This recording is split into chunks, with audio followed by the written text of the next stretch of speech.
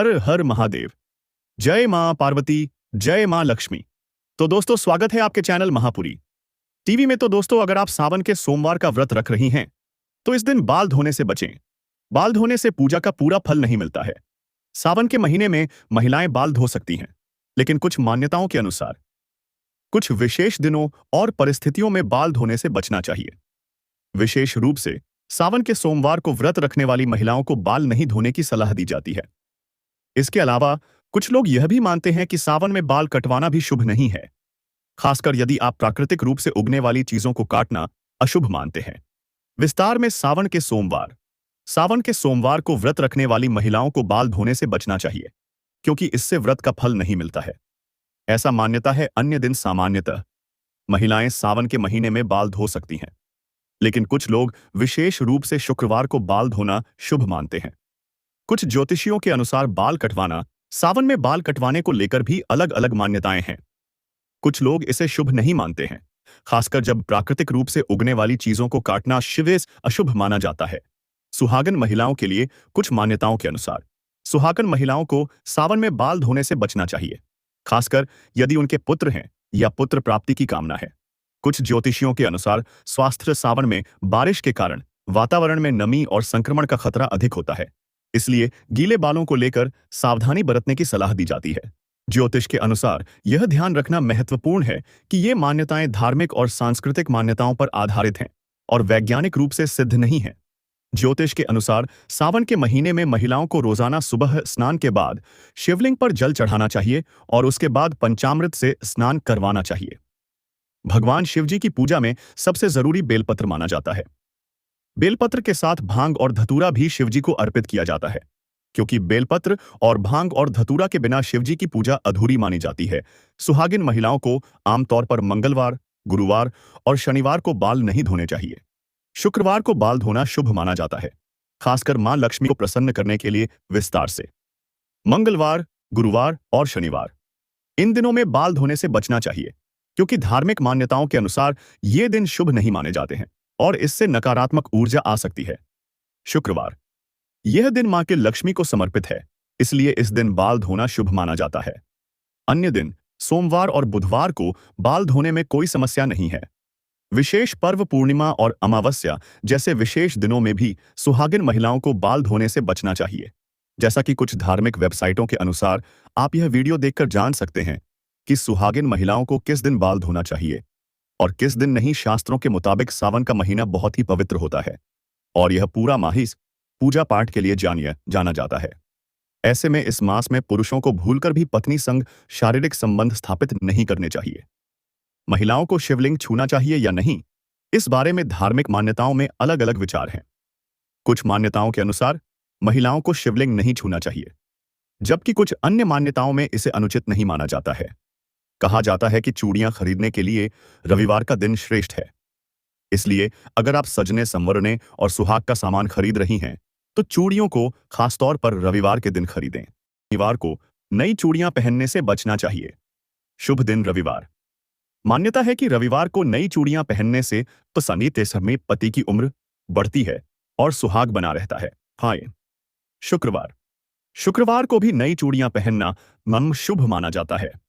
अशुभ दिन मंगलवार को नई चूड़ियां पहनने से बचना चाहिए, क्योंकि इसे भी अशुभ माना जाता है। शनिवार को भी नई चूड़ियां पहनने से बचना चाहिए, क्योंकि यह भी अशुभ माना जाता है। यह भी ध्यान रखें कि नई चूड़ियां हमेशा सुबह या शाम के समय पहननी चाहिए। आप इस वीडियो में देख सकते हैं कि चूड़ियां किस दिन पहनना शुभ होता है और किस दिन नहीं। चूड़ियों को बुध और चंद्रमा का प्रतीक माना जाता है, इसलिए इसे पहनने से स्वास्थ्य में सुधार होता है और मानसिक स्थिति मजबूत होती है। हरे रंग को प्रेम, प्रसन्न और खुशी का प्रतीक माना जाता है। इसके चलते महिलाएं सावन में हरे रंग की चूड़ियां और अन्य श्रृंगार करके प्रकृति को धन्यवाद देते हुए अपनी खुशी का इजहार करती हैं। बता दें कि हरा रंग सौभाग्य का प्रतीक माना जाता है, जिसके चलते इस माह लोग हरे रंग के वस्त्रों का धारण करते हैं। चूड़ी पहनने के लिए रविवार और शुक्रवार का दिन शुभ माना जाता है। मंगलवार और शनिवार को नई चूड़ियां पहनने से बचना चाहिए। इसके अलावा करवा चौथ, तीज, रक्षाबंधन, दिवाली या विवाह जैसे शुभ अवसरों पर भी चूड़ियां पहनना शुभ होता है। और आगे जाने से पहले हमारे महापुरी टीवी यूट्यूब चैनल को सब्सक्राइब जरूर कर लीजिए, जिससे आने वाली हर एक वीडियो का नोटिफिकेशन मिलेगा। नई चूड़ी किस दिन पहननी चाहिए? नई चूड़ियां पहनने के लिए रविवार और शुक्रवार का दिन शुभ माना जाता है। मंगलवार और शनिवार को नई चूड़ियां पहनने से बचना चाहिए। शुभ दिन रविवार। मान्यता है कि रविवार को नई चूड़ियां पहनने से पति की उम्र बढ़ती है और सुहाग बना रहता है। शुक्रवार।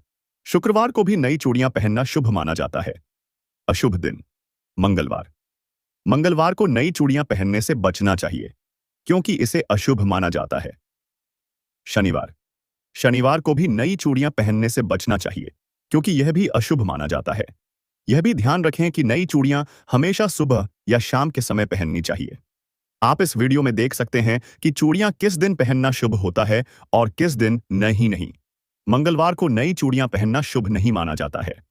विस्तार में ज्योतिष शास्त्र के अनुसार मंगलवार का दिन नई चूड़ियां पहनने के लिए शुभ नहीं माना जाता है। अशुभ प्रभाव। मंगलवार को नई चूड़ियां पहनने से दांपत्य जीवन में परेशानियां आ सकती हैं। पति पत्नी के बीच क्लेश हो सकता है और दुर्भाग्य आ सकता है, ऐसा धार्मिक मान्यताओं में कहा गया है। शुभ दिन नई चूड़ियां पहनने के लिए रविवार और शुक्रवार का दिन शुभ माना जाता है। ज्योतिष शास्त्र के अनुसार तुलसी माता को समर्पित यदि किसी कारणवश मंगलवार को ही चूड़ियां पहननी पड़े तो पहले उन्हें तुलसी माता को समर्पित करके पहनना चाहिए। ऐसा करने से शुभ फल प्राप्त होता है। एआई से मिले जवाबों में गलतियां हो सकती हैं। ज्यादा जाने हरे रंग की चूड़ियां उनके प्रेम और विवाह के प्रतीक के रूप में पहनी जाती हैं, जो धार्मिक भावना और सम्मान का प्रतीक है।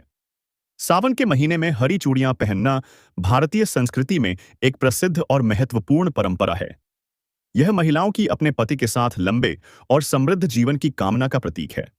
ज्योतिष की माने तो आपको शादी के तुरंत बाद चूड़ा नहीं उतारना चाहिए, बल्कि चूड़ा उतारने की भी एक रस्म होती है, जो शादी के 1.25 साल बाद निभाई जाती है, और जिसमें चूड़ा निकालकर उसके स्थान पर साधारण या सोने की चूड़ियां पहनी जाती हैं। शादीशुदा महिलाओं द्वारा काली चूड़ी पहनने के पीछे कई मान्यताएं हैं। मुख्य रूप से काली चूड़ी को बुरी नजर और नकारात्मक ऊर्जा से बचाने के लिए पहना जाता है, खासकर शादीशुदा महिलाओं को, जो अपने वैवाहिक जीवन को बुरी नजर से बचाने के लिए पहनती हैं। कुछ स्थानों पर काली चूड़ी को समृद्धि और सौभाग्य से भी जोड़ा जाता है। यहां कुछ विस्तृत कारण दिए गए हैं। नकारात्मक ऊर्जा से बचाव। काली चूड़ियां नकारात्मक ऊर्जा को दूर रखने और बुरी नजर से बचाने के लिए पहनी जाती हैं, खासकर शादी के बाद, जब दुल्हन को बुरी नजर लगने का खतरा अधिक होता है। वैवाहिक सुख। कुछ मान्यताओं के अनुसार काली चूड़ियां पहनने से पति पत्नी के बीच प्यार और खुशी बनी रहती है और रिश्ते में खटास नहीं आती है। आर्थिक समृद्धि। कुछ लोगों का मानना है कि काली चूड़ियां पहनने से घर में आर्थिक समृद्धि आती है और कोई भी नकारात्मक ऊर्जा घर में प्रवेश नहीं कर पाती है। शुभता का प्रतीक।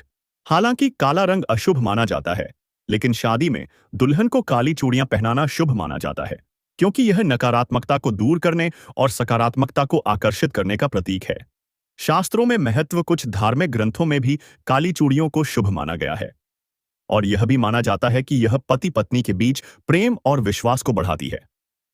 ध्यान दें, काली चूड़ियां आमतौर पर कांच की बनी होती हैं और इन्हें शादी के बाद एक निश्चित अवधि चाहिए, जैसे 1.25 महीने, 6 महीने या 1.25 साल तक पहना जाता है। यह वीडियो काली चूड़ी पहनने के महत्व को बताता है। लाल रंग की चूड़ियां आपके हाथों को काफी खास बनाती है। इस रंग की चूड़ियां पहनने से आपके लुक में एक रॉयल और खूबसूरत एहसास आता है, जो साजन जी को आपकी ओर खींच सकता है। लाल रंग की चूड़ियों को सुहाग की निशानी भी माना जाता है। यदि आप चाहती हैं कि चूड़ियां और भी खास लगें, तो आप चूड़ियों में कुछ विशेष दिनों और परिस्थितियों में बाल धोने से बचना चाहिए। विशेष रूप से सावन के सोमवार को व्रत रखने वाली महिलाओं को बाल नहीं धोने की सलाह दी जाती है। इसके अलावा कुछ लोग यह भी मानते हैं कि सावन में बाल कटवाना भी शुभ नहीं है, खासकर यदि आप प्राकृतिक रूप से उगने वाली चीजों को काटना अशुभ मानते हैं। विस्तार में सावन के सोमवार। सावन के सोमवार को व्रत रखने वाली महिलाओं को बाल धोने से बचना चाहिए, क्योंकि इससे व्रत का फल नहीं मिलता है। ऐसा मान्यता है। अन्य दिन सामान्यतः महिलाएं सावन के महीने में बाल धो सकती हैं, लेकिन कुछ लोग विशेष रूप से शुक्रवार को बाल धोना शुभ मानते हैं। कुछ ज्योतिषियों के अनुसार बाल कटवाना। सावन में बाल कटवाने को लेकर भी अलग अलग मान्यताएं हैं। कुछ लोग इसे शुभ नहीं मानते हैं, खासकर जब प्राकृतिक रूप से उगने वाली चीजों को काटना शिवेश अशुभ माना जाता है। सुहागन महिलाओं के लिए कुछ मान्यताओं के अनुसार सुहागन महिलाओं को सावन में बाल धोने से बचना चाहिए, खासकर यदि उनके पुत्र हैं या पुत्र प्राप्ति की कामना है। कुछ ज्योतिषियों के अनुसार स्वास्थ्य सावन में बारिश के कारण वातावरण में नमी और संक्रमण का खतरा अधिक होता है, इसलिए गीले बालों को लेकर सावधानी बरतने की सलाह दी जाती है। ज्योतिष के अनुसार यह ध्यान रखना महत्वपूर्ण है कि ये मान्यताएं धार्मिक और सांस्कृतिक मान्यताओं पर आधारित हैं और वैज्ञानिक रूप से सिद्ध नहीं हैं। ज्योतिष के अनुसार सावन के महीने में महिलाओं को रोजाना सुबह स्नान के बाद शिवलिंग पर जल चढ़ाना चाहिए और उसके बाद पंचामृत से स्नान करवाना चाहिए। भगवान शिवजी की पूजा में सबसे जरूरी बेलपत्र माना जाता है। बेलपत्र के साथ भांग और धतूरा भी शिवजी को अर्पित किया जाता है, क्योंकि बेलपत्र और भांग और धतूरा के बिना शिवजी की पूजा अधूरी मानी जाती है। सुहागिन महिलाओं को आमतौर पर मंगलवार, गुरुवार और शनिवार को बाल नहीं धोने चाहिए। शुक्रवार को बाल धोना शुभ माना जाता है, खासकर मां लक्ष्मी को प्रसन्न करने के लिए। विस्तार से मंगलवार, गुरुवार और शनिवार, इन दिनों में बाल धोने से बचना चाहिए, क्योंकि धार्मिक मान्यताओं के अनुसार ये दिन शुभ नहीं माने जाते हैं और इससे नकारात्मक ऊर्जा आ सकती है। शुक्रवार, यह दिन मां के लक्ष्मी को समर्पित है, इसलिए इस दिन बाल धोना शुभ माना जाता है। अन्य दिन सोमवार और बुधवार को बाल धोने में कोई समस्या नहीं है। विशेष पर्व, पूर्णिमा और अमावस्या जैसे विशेष दिनों में भी सुहागिन महिलाओं को बाल धोने से बचना चाहिए। जैसा कि कुछ धार्मिक वेबसाइटों के अनुसार आप यह वीडियो देखकर जान सकते हैं कि सुहागिन महिलाओं को किस दिन बाल धोना चाहिए और किस दिन नहीं। शास्त्रों के मुताबिक सावन का महीना बहुत ही पवित्र होता है और यह पूरा माह ही पूजा पाठ के लिए जाना जाता है। ऐसे में इस मास में पुरुषों को भूलकर भी पत्नी संग शारीरिक संबंध स्थापित नहीं करने चाहिए। महिलाओं को शिवलिंग छूना चाहिए या नहीं, इस बारे में धार्मिक मान्यताओं में अलग अलग विचार हैं।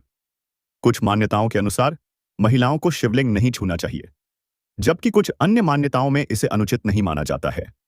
कहा जाता है कि चूड़ियां खरीदने के लिए रविवार का दिन श्रेष्ठ है, इसलिए अगर आप सजने, संवरने और सुहाग का सामान खरीद रही हैं तो डिजाइन या स्टोन जोड़ सकती हैं।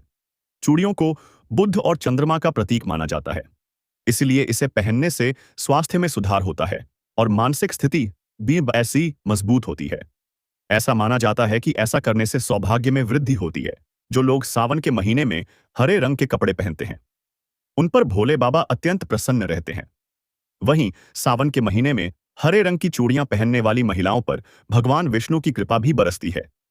कहा जाता है कि चूड़ियां खरीदने के लिए रविवार का दिन श्रेष्ठ है, इसलिए अगर आप सजने, संवरने और सुहाग का सामान खरीद रही हैं तो चूड़ियों को खासतौर पर रविवार के दिन खरीदें।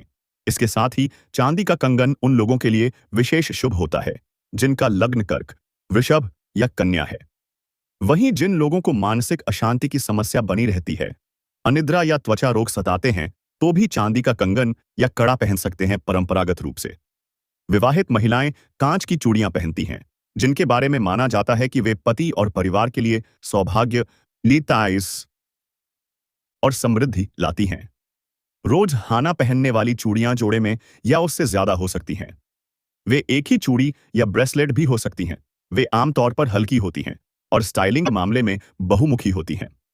अगर आपको ड्रेसी महसूस हो तो आप उन्हें एक साथ रख सकती हैं या ज्यादा मिनिमलिस्टिक लुक के लिए सिर्फ एक पीस के तौर पर पहन सकती हैं। इसीलिए इस महीने में उनकी पूजा की जाती है। यह मान्यता है कि देवी पार्वती ने भगवान शिव को पति के रूप में पाने के लिए सावन के महीने में ही कठोर तपस्या की थी, जिसके बाद उनका विवाह भगवान शिव से हुआ था। इसलिए सावन का महीना भगवान शिव और माता पार्वती के मिलन का महीना माना जाता है और भक्त इस महीने में उनकी पूजा अर्चना करते हैं। सावन में भगवान शिव की पूजा के पीछे कई धार्मिक मान्यताएं हैं। देवी पार्वती की तपस्या, जैसा कि पहले बताया गया है, देवी पार्वती ने सावन में ही भगवान शिव को प्रसन्न करने के लिए तपस्या की थी, जिससे यह महीना शिव भक्तों के लिए विशेष महत्व रखता है। समुद्र मंथन, पौराणिक कथाओं के अनुसार समुद्र मंथन के दौरान निकले विष को भगवान शिव ने अपने कंठ में धारण किया था, जिससे उनका कंठ नीला हो गया और वे नीलकंठ कहलाए। यह घटना भी सावन के महीने में हुई थी, इसलिए इस महीने में शिव पूजा का महत्व बढ़ जाता है। भगवान शिव का पृथ्वी पर आगमन। कुछ मान्यताओं के अनुसार भगवान शिव सावन के महीने में ही पृथ्वी पर अपने ससुराल गए थे और हर साल इस महीने में पृथ्वी पर आते हैं। जिससे यह महीना उनके भक्तों के लिए खास हो जाता है। रुद्राभिषेक सावन में भगवान शिव का रुद्राभिषेक करने का भी विधान है, जिससे वे प्रसन्न होते हैं और अपने भक्तों की मनोकामनाएं पूरी करते हैं। सावन के महीने में भगवान शिव की पूजा करने से भक्तों को सुख, समृद्धि और शांति मिलती है। तो दोस्तों, आपको बता दें कि इस महीने में भगवान शिव अधिक लाभकारी होते हैं, तो इस पर जो लोग अधिक बुरे कर्म करते हैं उनको भी पुण्य की प्राप्ति होती है। तो इसमें आप भगवान शिव की पिंडी पर जाकर फूल मालवा जल चढ़कर अपनी पुण्य की भागीदारी बने और आप अपने साथ में थोड़ा सा लड्डू पेड़ा ले जाकर भगवान शिव को अर्पित करें, जिससे आपकी हर मनोकामना पूरी होगी। और भगवान शिव को एक लाल धागा जरूर बांध देना चाहिए, जिससे कि आपकी हर एक मांगे एक मनोकामना पूरी होगी। तो दोस्तों, आपको बता दे कि यह लाभ आपको इस वीडियो के माध्यम से ही मिल सकता है, ना कि किसी और वीडियो के माध्यम से मिल सकता है। तो हमारी इस वीडियो को अंत तक जरूर देखें ताकि आपको पूरा लाभ मिल सके, क्योंकि हम वीडियो के लास्ट में कुछ ऐसी बातें बताते हैं जिससे कि आपका धन में कभी कमी नहीं आएगी। तो दोस्तों, आपको बता दें कि जल को चढ़कर शिवलिंग से गिरा हुआ जल होता है, उसको लोटे में ले ले और लोटे में लाकर घर की तुलसी मां पर छिड़काव जरूर करें, क्योंकि इससे क्या होता है कि तुलसी मां शंकर भगवान से छोटी होती है, तो तुलसी मां पर इतनी प्रसन्न होगी कि आपकी धन में कभी कमी नहीं होने देगी। तो दोस्तों, आपको यह भी बात बता दे कि धन में कमी न होने के कारण आपके जीवन में कोई कठिनाई नहीं आएगी, क्योंकि आज पैसों का महत्व अधिक माना जाता है, लेकिन हम भगवान शिव की आराधना करते हुए भी यह फल प्राप्त कर सकते हैं। फूलों के द्वारा बनी माला और अगरबत्ती जाली हुई, जो उसकी राख का उपयोग भी आप अपने शरीर की मालिश करने के लिए भी कर सकते हैं। और आपको यह बता दें कि समान के महीने में आप अपने आराध्य देवता पर भरोसा जरूर रखें। समान पर अपने भाई को राखी बांधने से पहले राखी का पूजा जरूर करें, क्योंकि राखी बांधने से पहले उसकी आरती जरूर उतरे। भाई को रक्षाबंधन पर अपनी मां प्रिया गिफ्ट देना चाहिए, जिससे आपका भाई सदैव खुश रहता है। पर भी कर सकते हैं। इतना ही नहीं, कहा जाता है कि सावन के महीने में भगवान शिव ने समुद्र मंथन से निकले विष को पिया था और पहली बार भगवान शिव पृथ्वी लोक पर अपने ससुराल सावन के महीने में ही आए थे, जहां उनका जोरदार स्वागत हुआ था। ऐसे में कहा जाता है कि सावन के महीने में हर साल भगवान शिव पृथ्वी पर आते हैं और सभी को अपना आशीष देते हैं। पार्वती ने सावन माह के व्रत रखे और महादेव कौरसी को पति रूप में पाने के लिए इसी माह में तपस्या की। भगवान शिव ने कहा कि इसलिए उनको ये माह बहुत प्रिय है और इसका हर एक दिन उनको पर्व की तरह लगता है।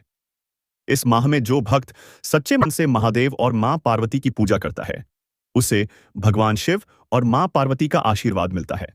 तब माता पार्वती ने अपने इस जन्म शिवजी को प्राप्त करने के लिए कठोर तपस्या की थी। माता की कठोर तपस्या से प्रसन्न होकर शिवजी ने सावन के महीने में ही माता पार्वती संग विवाह किया था।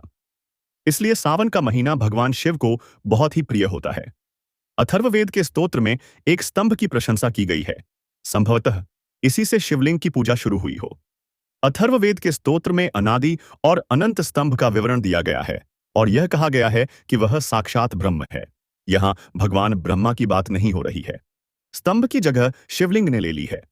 सावन महीने की कहानी प्राचीन हिंदू पौराणिक कथाओं और किंवदंतियों में पाई जा सकती है। हिंदू मान्यताओं के अनुसार दूधिया सागर के ब्रह्मांडीय मंथन के दौरान, जिसे समुद्र मंथन के रूप में जाना जाता है, कई दिव्य और खगोलीय वस्तुएं प्राप्त हुईं। समुद्र से निकले तत्वों में से एक हलाहल नामक विष था। सावन के महीने में भगवान शिव की पूजा इसलिए की जाती है क्योंकि यह महीना भगवान शिव को बहुत प्रिय है। पौराणिक कथाओं के अनुसार माता पार्वती ने भगवान शिव को पति के रूप में पाने के लिए सावन के महीने में ही कठोर तपस्या की थी, जिसके बाद उनका विवाह भगवान शिव से हुआ था। इसके अतिरिक्त समुद्र मंथन भी सावन के महीने में हुआ था और विषपान करने के बाद भगवान शिव को शांत करने के लिए जल अर्पित किया गया था, जिससे इस महीने में शिवलिंग पर जल चढ़ाने का महत्व बढ़ गया है। माता पार्वती की तपस्या। सावन का महीना भगवान शिव को इसलिए प्रिय है क्योंकि माता पार्वती ने भगवान शिव को पति के रूप में पाने के लिए इसी महीने में कठोर तपस्या की थी। समुद्र मंथन और विषपान। पौराणिक कथाओं के अनुसार समुद्र मंथन सावन के महीने में हुआ था और विष निकलने पर भगवान शिव ने उसे ग्रहण किया था। विष के प्रभाव को कम करने के लिए देवी देवताओं ने उन्हें जल अर्पित किया, जिससे इस महीने में शिवलिंग पर जल चढ़ाने की परंपरा शुरू हुई। भगवान शिव का ससुराल आगमन। कुछ मान्यताओं के अनुसार सावन में भगवान शिव अपने ससुराल गए थे, जहां उनका धूमधाम से स्वागत किया गया था। जिससे इस महीने में अभिषेक का महत्व बढ़ गया है। सावन का महीना भगवान शिव को समर्पित। यह महीना भगवान शिव को समर्पित है और भक्त इस महीने में भगवान शिव की पूजा, अभिषेक और व्रत आदि करके उनका आशीर्वाद प्राप्त करते हैं। इसलिए सावन का महीना भगवान शिव की भक्ति और आराधना के लिए विशेष महत्व रखता है। यह वीडियो सावन में भगवान शिव की पूजा क्यों की जाती है, इसका रहस्य बताता है। इस कथा से यह संदेश मिलता है कि सच्चे मन से शिव जी की आराधना करने पर हर समस्या का समाधान संभव है।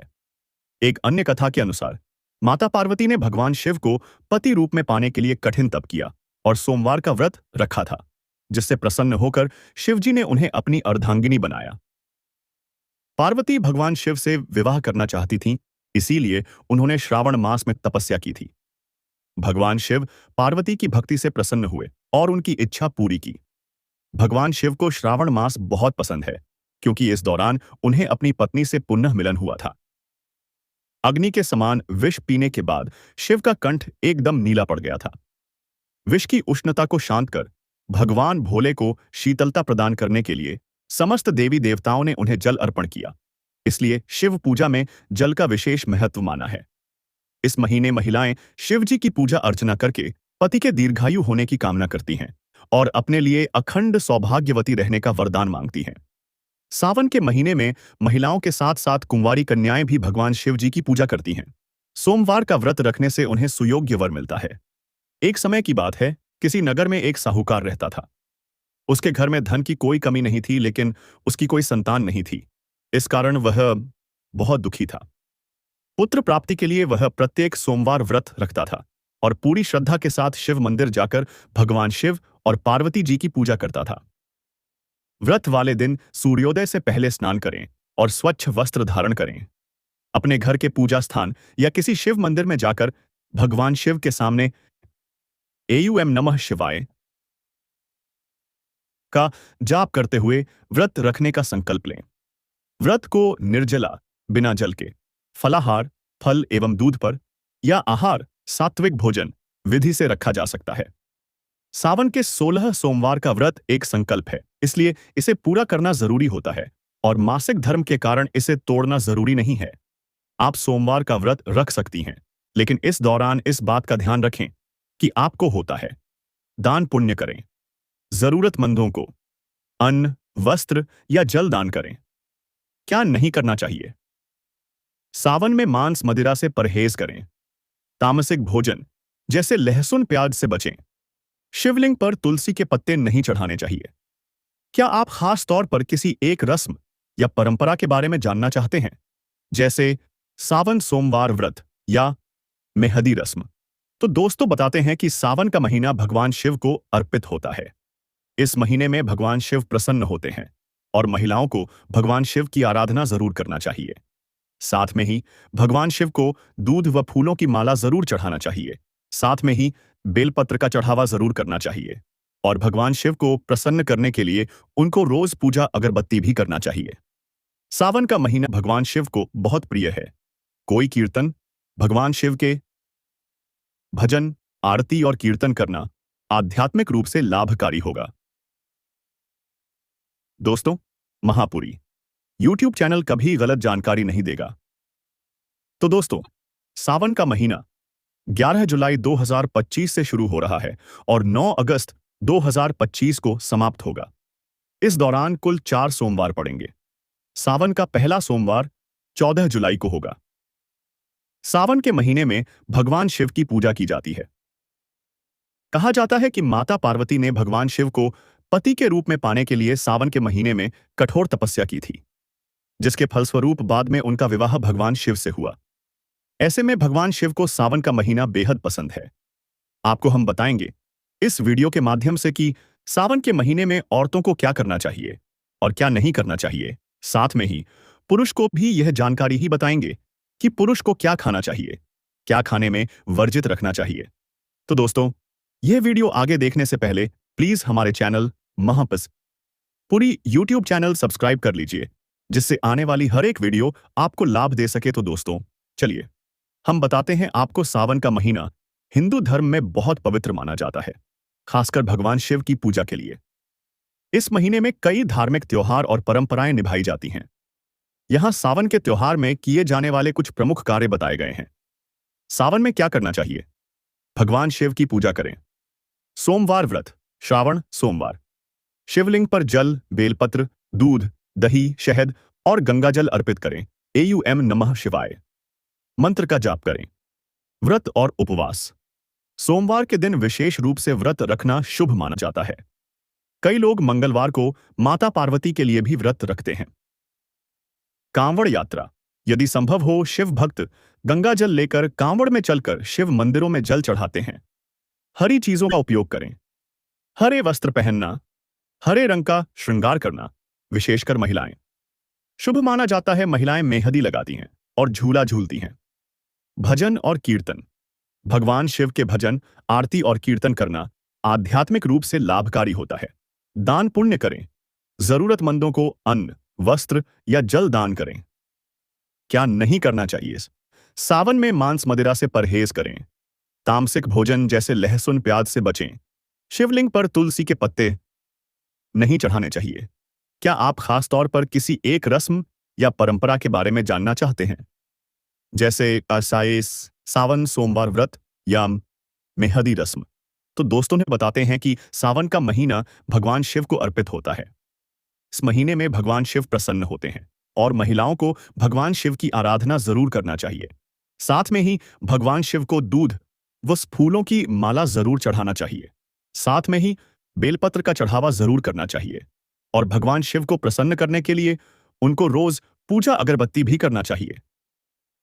सावन का महीना भगवान शिव को बहुत प्रिय है, इसलिए इस महीने में उनकी पूजा की जाती है।